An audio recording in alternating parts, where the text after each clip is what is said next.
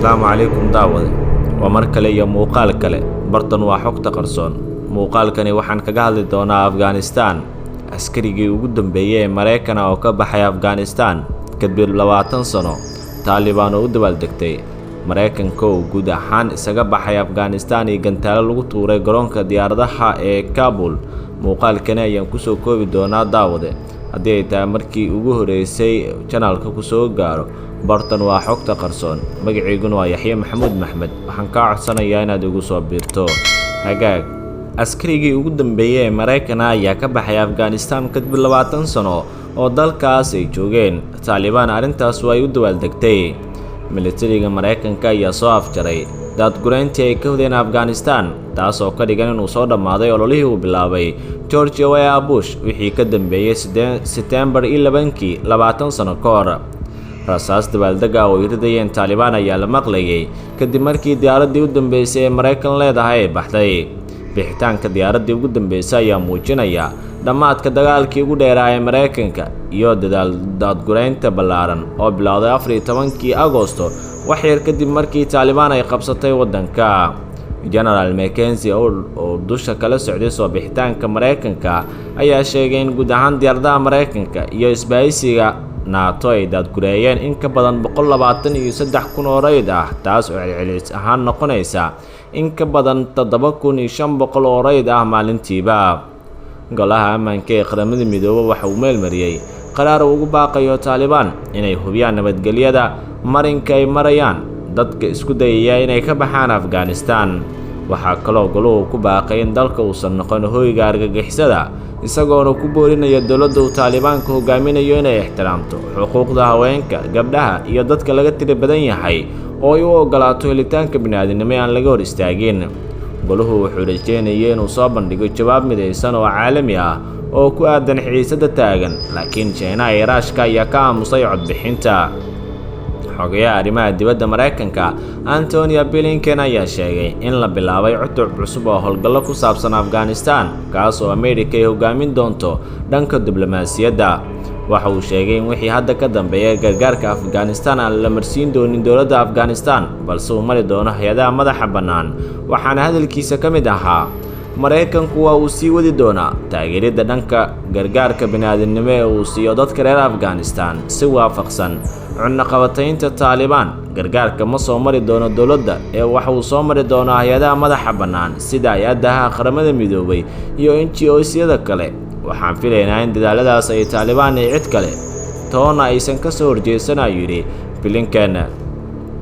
waxaa sidoo kale uu sheegay in kastoo Mareykanku uu joojiyay joogitaankiisa diblomaasiyadeed ee Kabul uuna wareejinayo howlgallada Dooxa, uu sii wadi doono dadaalada aan kala joogsiga lahayn ee lagu caawinayo dadka Mareykanka iyo dadka reer Afghanistan ee haysta baasaboorka Mareykanka si ay ugu baxaan Afghanistan haddii ay doonayaan.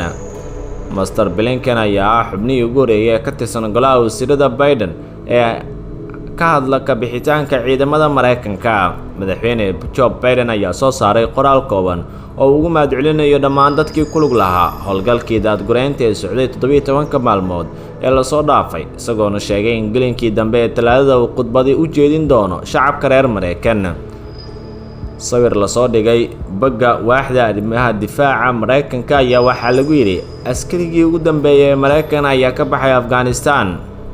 Major General James Danoha, kuwaas oo xukumayay ciidanka 82 iyo sidoo kale ciidanka diyaaradaha cirka 18 Airborne Corps iyo sidoo kale diyaaradaha C7 ayaa waxa uu baxay 30 Agoosto, taas oo ah inuu soo dhamaaday mishinkii Kabul ee Mareykanka. ayaa muuqaalkaas lagu yidhi iyada oo Taliban ay isla durbadiiba bilowday dabaaldegyada ku aadan waxa ka dhacaya dalkeeda. qaar ka mid ah xubnaha hoggaanka Taliban ayaa la sheegay inay gaareen garoonka diyaaradaha ee Kabul, waxayna wariyaasha kula hadleen dhabaha ay diyaaraduhu ku ordaan. wakaaladda wararka ee AFP oo soo xiganaysa afhayeenka Taliban Zabihullah Mujahid ayaa yidhi hambaliyo Afghanistan, guushan annaga iskale. waxaan doonaynaa inaan xiriir wanaagsan la yeelano Mareykanka iyo caalamka. waxaan soo dhaweynaynaa xiriir diblomaasiyadeed oo wanaagsan dhammaanteen, ayuu raaciyay. militariga Mareykanka ayaa soo afjaray daadgureyntii ay ka wadeen Afghanistan, taas oo ka dhigan inuu soo dhamaaday ololihii uu bilaabay George W. Bush wixii ka dambeeyay 11 Septembarkii 20 sano ka hor. Madaxweynaha Mareykanka Joe Biden waxa uu dadka Mareykanka kala hadli doonaa sida ay noqon doonto xaaladda Afghanistan, xiriirka Mareykanka iyo Afghanistan, ciidamada iyo jabkii gaaray muddada 20 sano ah oo ay u dambeysay qaraxyadii maalinkii Khamiista lagu weeraray garoonka Hamid Karzai. dhanka kale ra'iisul wasaarihii hore Afghanistan ayaa sheegay in aanu Taliban aqoonsanayn iskuna dhiibeen. ra'iisul wasaarihii hore Afghanistan Amirullah Saleh oo maqaal ku qoray wargeyska Jarmalka ka soo baxa ee Der Spiegel ayaa sheegay in aanu aqoonsanayn xukunka Taliban isla markaana aan isku dhiibeen. Saleh oo Kaabul ka baxsaday bishan ayaa haatan gacan ka geysanaya iska caawinta Taliban laga soo horjeedo oo ka taagan dooxada Panjshir ee dalkaas tan iyo markii madaxweyne Ashraf Ghani uu qaxay Imaaraadka horaantii bishan. Amirullah Saleh waxa uu sheegay inuu isagu yahay hogaamiyaha dalka. juqraafi ahaan waxaan u go'doonsanahay, laakiin siyaasad ahaan iyo niyad ahaan Afghanistan baa nala jirta ayuu yidhi. waxa uu sheegay in Taliban aanay weligood la aqbalin ama la qabin arrimaha in lagu xaliyo heshiis siyaasadeed. waxay ka faa'iideysteen daalka iyo aragtida aqalka cad ee labada goor ee Trump iyo Biden talada hayeen ayuu intaas ku daray hadalkiisa. wuxuu soo jeediyay talada in weli uu jiro wax xal laga qaban karayo oo ah qabsashada Taliban.